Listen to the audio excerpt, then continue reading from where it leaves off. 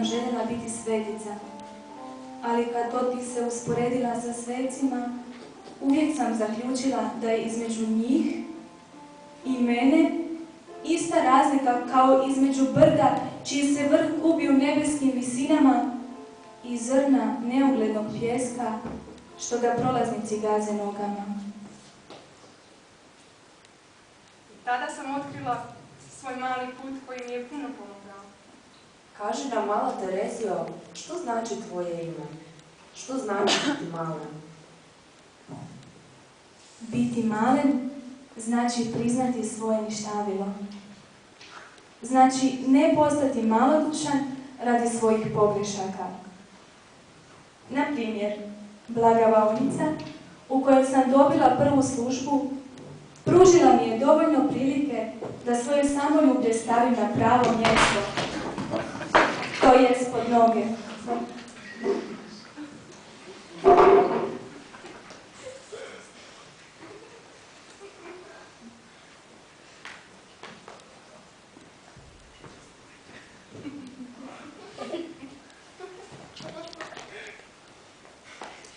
Djeca često padnu, ali su premalena i ne mogu se jako raniti.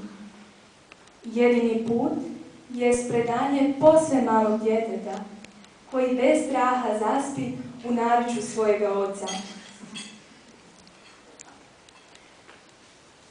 O, kako je malo poznata milosrdna ljubav Božja. Istina je da se to blago može uživati samo ako se ponizimo, ako priznamo svoje ništavilo. A eto, to je ono što mnoge duše ne žele učiniti.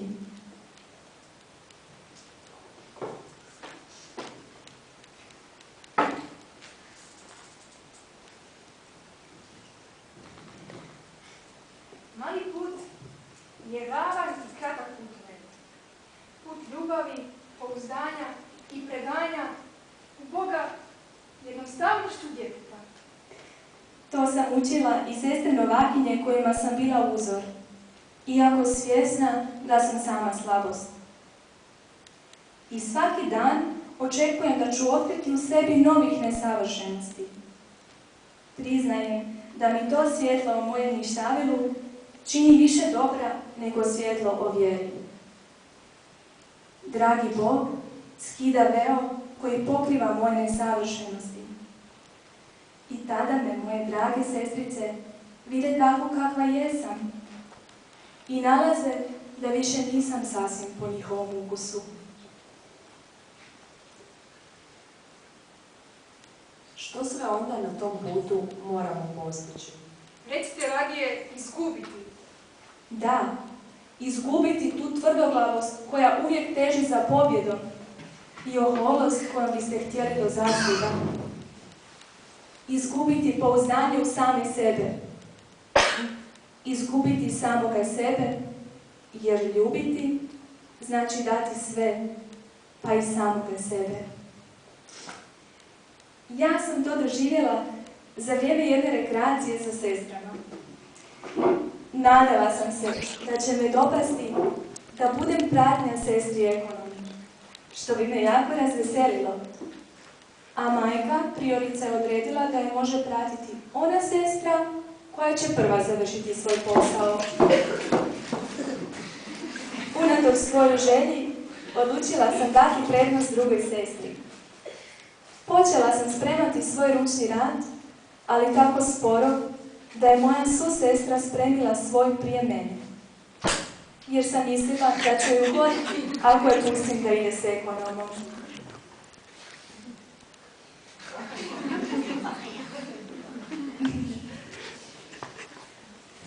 Jedna sestra koja nas je promatrala, vidjeći da sam ustala posljednja, smijući se reče mi: "Ah, pravo sam mislila da nećete zaslužiti biser za svoju krunu.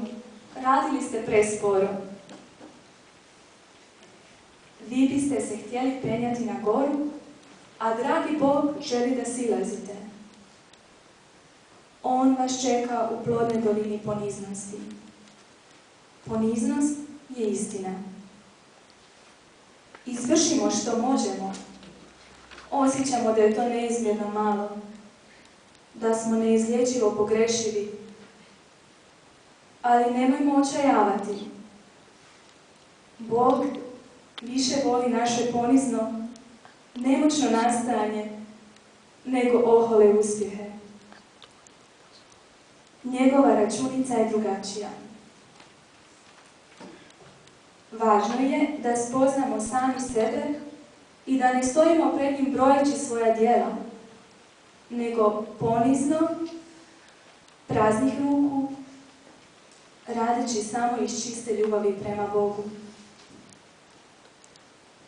Kada u smrtnom času donesem pred Gospodina svoje sitne novčiće i dadem ih procijeniti u prave vrijednosti, Gospodin će otkriti u njima smjesu pogrešaka, jer je svaka pravednost prljava u očima Božjim. Dragi Bog vam nije dao za sestru jednu veliku dušu, nego jednu sasvim malu i vrlo nesavršenu.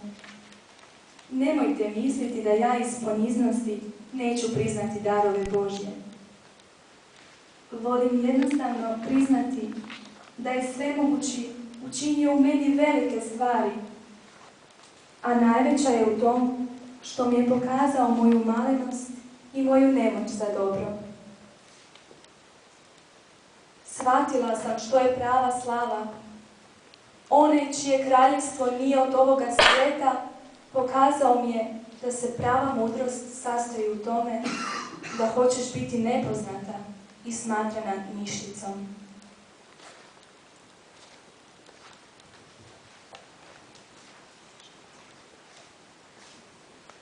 Ja ne računam sa svojim zaslugama, jer nemam ni jedne, ali se uzdam u onoga koji je sama svetost i krepost. On će me sam uzdići do sebe i učinit će me svetom.